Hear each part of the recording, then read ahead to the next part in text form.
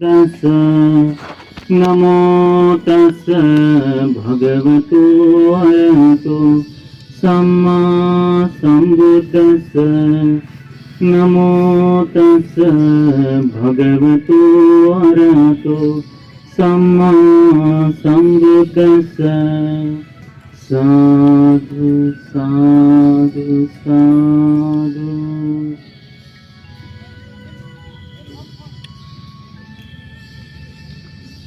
आज आपके बुद्ध विहार में, इस बोधिमग्गो महाविहार में एक बहुत ही सुंदर उत्सव मनाया जा रहा है। आप लोग को पता है कौन सा उत्सव है? किस किस का उत्सव मनाया जा रहा है? आज उत्सव किस चीज का है? पवारना का है ना, कि वर्षावास की पवारना हो रही है। आपको पता है ये वर्षावास क्या है? क्या होता है ये वर्षावास? हम लोग आज आपको इसके बारे में थोड़ी सी जानकारी देंगे, जिससे पुनः आपको ये बात याद हो जाए। ठीक है। भगवान बुद्ध जी जब यहाँ थे उस समय शुरुआत से ही वर्षावास का आरंभ नहीं हुआ था। यानी जब पंचवज्ञीय भिक्षुओं को धम्म की देशना दी, पहले जब 60 भिक्षु इस अरहंत भिक्षुगण यहाँ इस लोक में आए, तो वर्षावास का समाधान करना, वर्षावास को धारण करना ऐसा नहीं था। पर जब समय के साथ भगवान को इसकी जरूरत पड़ी, क्योंकि उस समय लोगों का कहना ऐसा था कि ये जो घास है, ये जो पत्तियां, छोटे छोटे पौधे हैं, इनमें एक जीव होता है करके, है ना। तो जब भिक्षुगण इन पर चलते हुए जाते हैं तो इनकी हिंसा होती है। ठीक है। तो ये हिंसा कैसे भिक्षुगण कर सकते हैं? भगवान बुद्ध जी तो अहिंसा को बताने वाले हैं, तो हिंसा कैसे कर रहे हैं करके लोगों ने ये बात कहना शुरू कर दिया। लोग कहने लगे कि जहां बारिश के समय में जितने भी छोटे छोटे पंछी हैं, जीव हैं, सभी के सभी कहीं न कहीं जगह खोजकर वर्षा के समय में निवास करते हैं। आप लोगों ने देखा है? आप लोगों ने देखा होगा, छोटी चींटियां जो हैं बारिश से पहले पूरा सामान इकट्ठा करके लेकर जाती है ना। जो पंछी है तो घोंसला बनाकर रख देते हैं बारिश के लिए। तो लोग कहने लगे कि जब ये सारे जानवर, सभी लोग बारिश के समय में एक जगह रुकते हैं, तो शाक्य पुत्र श्रमण कैसे घूमते हैं? तब भगवान बुद्ध जी ने कहा कि भिक्षुओं, मैं अनुमत करता हूं कि आपको वर्षावास समादन करना। अनुगानामि भिक्खवे वत्सं समादयामि। तो भगवान ने वर्षा को धारण करने के लिए बताया। फिर भगवान ने वर्षावास को धारण करने के लिए बताते समय फिर कुछ नियम भी बनाए कि वर्षावास कैसे होगा, है ना। तो जैसे हमारे महाविहार में यहाँ भिक्षुगण रहते हैं, तो भंते जी बस आकर हमको यहाँ वर्षा में रहना इतना ही हुआ? नहीं। आप उपासक उपासिकाओं ने वर्षावास की शुरुआत में क्या किया? याद है आप लोगों को? भूल गए ना? नहीं भूले? भूल गए। वर्षावास के समय में एक छोटे से वस्त्र को हाथ में लेकर भिक्षुओं से विनती की जाती है। क्या कहते हैं? हाँ, वस्त्र साटिका जो होती है, वर्षा का जो कपड़ा होता है, उसे लेकर क्या कहते हैं कि बनते, आप इस बुद्ध विहार में, आप इस विहार में वर्षावास को धारण करेंगे। और साथ में क्या कहते हैं? ये 3 माह हम संघ की सेवा करते हुए बिताएंगे। बराबर है? तो आप में से कितने लोगों को लगता है कि हमने वर्षा का निमंत्रण दिया और 3 महीने तक संघ की सेवा की? लगता है आप लोगों को? नहीं लगता? हाँ कहो, नहीं कहो, पता नहीं है ऐसा कहो। आप लोगों को लगता है आपने सेवा की? हाँ, ठीक है। कुछ लोगों को है, उनके लिए ये बहुत पुण्य का समय था, उनके लिए भाग्य की बात थी। अभी थोड़ी देर पहले जब बंते जी ने आप लोगों को जब संपूर्ण दान आपने अनुमोदन किया तो उस समय आपने उसको स्वीकार भी किया है ना, कि ये जो पुण्य है वो किस चीज के लिए काम है। हाँ, उससे पहले भंते जी ने शुरुआत किया कि भिक्षु बनने के लिए ये पुण्य काम में आए। भंते जी ने पाली में कहा, समझ में आया आप लोगों को?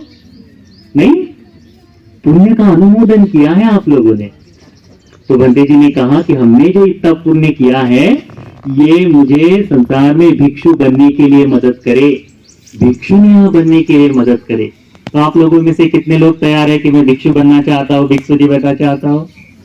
हाँ, चलो आई है ना, इसीलिए आई का नाम वहां पर महा उपासिका रखा है ना। तो भिक्षु भिक्षुनी बनना ये भाग्य की बात है, यह पुण्य की बात है। जब व्यक्ति का पुण्य बढ़ जाता है, जब व्यक्ति का धर्म की ओर आकर्षण बढ़ जाता है, श्रद्धा की ओर आना शुरू हो जाता है, तब जाकर किसी व्यक्ति में भिक्षु या भिक्षुनी बनने की चेतना जागती है। और ये चेतना विशेष तौर पर एक महत्वपूर्ण कारण के लिए होती है। क्या? सब दुख निस्सरण, सभी दुखों के निवारण के लिए। तो हमें कौन सा दुख सता रहा है? खाने को नहीं मिल रहा, घर में झगड़ा होता है, जॉब नहीं लग रही है, पढ़ाई कम होती है, इस दुख के लिए नहीं, ये दुख नहीं है। ये तो संसार में लगा ही रहता है। जहां जहां जाओगे, चाहे निर्णय में जाओ दुख है ही, चाहे सुगति में जाओ वहां भी दुख है। सभी जगह संसार में ये नियम ही है। 8 लोक धर्मों के बारे में तो आप जानते ही हैं, है ना। सुख और दुख ये जीवन में लगा ही होता है। निंदा और प्रशंसा ये जीवन में लगी होती है। यश अपयश लगा होता है, लाभ अलाभ लगा हुआ होता है। ये जो है ये निरंतर लगा है। तो ये दुख जो हम बता रहे, भगवान ने जो बताया है, ये दुख है संसार का दुख। संसार का दुख है जिसे समाप्त करना है। क्योंकि भगवान बुद्ध जी कहते हैं अनुमतज्ञेय संयुक्त में, अनुमतज्ञेय भिक्खवे संसारो पुब्बा कोटिन पඤ्ඤायति। भगवान बुद्ध जी कहते हैं कि जब से हमने इस संसार में संसरण शुरू किया है, यानी जन्म मृत्यु की ये परंपरा शुरू हुई है, आरंभ हुई है, उसका आरंभ बिंदु, उसकी शुरुआत प्रत्यक्त करना असंभव है कहते हैं। तो आप और मैं कितने लंबे समय से आ रहे बता सकते हैं? नहीं। और इस लंबे समय करने पर वह इस महासागर से अधिक है। आपने पृथ्वी को देखा है, भूगोल में पढ़ाते हैं ना, क्या बताया है कि 75% पानी है ना। तो इतना, इससे भी अधिक हमने आंसू बहाए हैं। किसके मरने पर? माँ के मरने पर। पिता के मरने पर इतने आंसू बहाए हैं, बेटे के मरने पर इतने आंसू बहाए हैं, बेटी के मरने पर इतने आंसू बहाए हैं। हमें पता है? नहीं, हमें नहीं पता। यही संसार का डर, यही संसार का डर देखना हमें चाहिए, क्योंकि हमें याद नहीं रहता और पुनः पुनः हम इस दुख को अपनी ओर आकर्षित करते हैं। इस दुखों से दूर होने के लिए भगवान ने कहा है निर्वाण का साक्षात्कार करना चाहिए। तो ये जो भिक्षु है वो चीवर कैसे धारण करते हैं? सब दुख निस्सर निब्बान सच्चिकर्मस्थाय। सभी दुखों से मुक्त होने के लिए, निसारण के लिए, निर्वाण के साक्षात्कार के लिए यह चीवर देकर, चीवर लेकर प्रवचित करे। तो इस भिक्षु का कर्तव्य क्या हो जाता है? कर्तव्य क्या हो जाता है? धर्म का आचरण, संसार से मुक्ति की इच्छा, है ना। तो जब भिक्षु किसी एक जगह पर रहकर धर्म की साधना करते हैं, वह समय वर्षावास का होता है, पता है ना। फिर भगवान बुद्ध जी ने कहा कि किस स्थितियों में वर्षावास को धारण करना चाहिए। तो भगवान बुद्ध जी ने कहा कि कोई भी व्यक्ति कभी भी वर्षावास को धारण नहीं कर सकता, कहीं भी नहीं, है ना। उसके लिए विशेष कुछ चीजें होती हैं। जैसे भिक्षु जंगल में वर्षावास को धारण नहीं कर सकता, पेड़ों के नीचे वर्षावास को धारण नहीं कर सकता, गुहाओं में वर्षावास को धारण नहीं कर सकता, या फिर मिट्टी का हल्का सा जहां पर थोड़ा सा पानी से बचाव हो जाए वहां धारण नहीं कर सकता। वह विशेष प्रकार की कुटिया होनी चाहिए वर्षावास को धारण करने के लिए।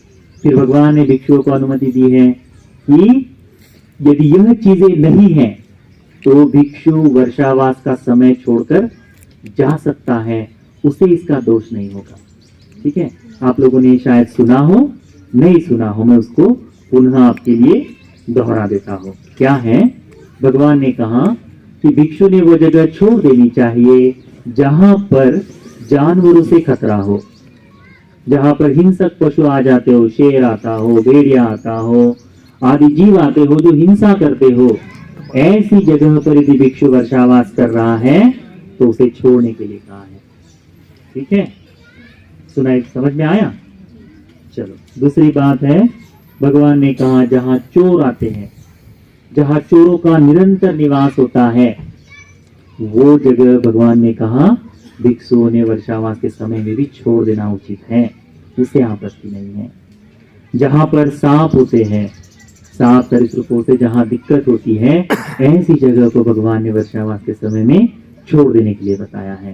फिर भगवान ने बताया है जहां मनुष्य होते हैं, मनुष्यों से तो बहुत तकलीफ होती है पर अमनुष्यों से भी होती है ना? तो अमनुष्यों की जहां तकलीफ है ऐसी जगह को भगवान ने छोड़ देने के लिए बताया है। उसके बाद में कहा है जहां अग्नि से तकलीफ होती है, जहां पर कई बार आग लग जाती है ना, घास बढ़ गया आग लग जाती है, कई बार सालों में होता ही रहता है, अनेक बार होता है, ऐसी जगह को वर्षा के समय में छोड़ने के लिए कहा।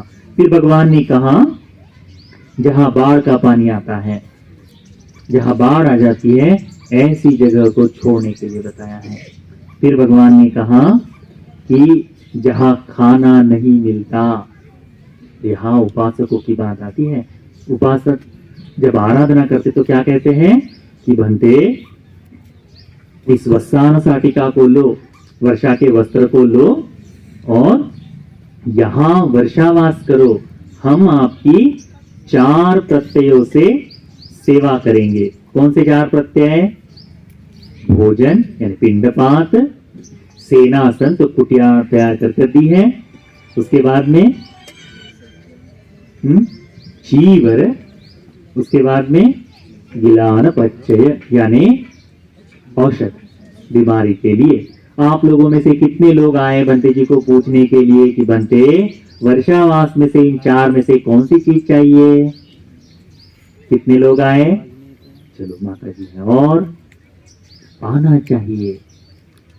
पुण्य को संचय करने का समय जो होता है यही होता है। वर्षा के समय में भिक्षु जब एक जगह पर निवास करते हैं तो साधना में रममान होने के लिए करते हैं, किसी एक विशेष ध्येय को लेकर कार्य करते हैं, तो ऐसे समय में सेवा करना पुण्य की बात है। ऐसे समय में सेवा करना, उसके जो लाभ होते हैं हम आपको बताएंगे थोड़ी देर में। फिर भगवान ने कहा कि खाना मिलता है परंतु खा नहीं सकते। कई बार होता है कि हम तो भोजन दे देते हैं परंतु वो खाने योग्य नहीं होता, तो ऐसा भोजन जहां अधिक तौर पर मिलता हो, ऐसे बुद्ध विहार को छोड़कर भगवान ने जाने की अनुमति दी है।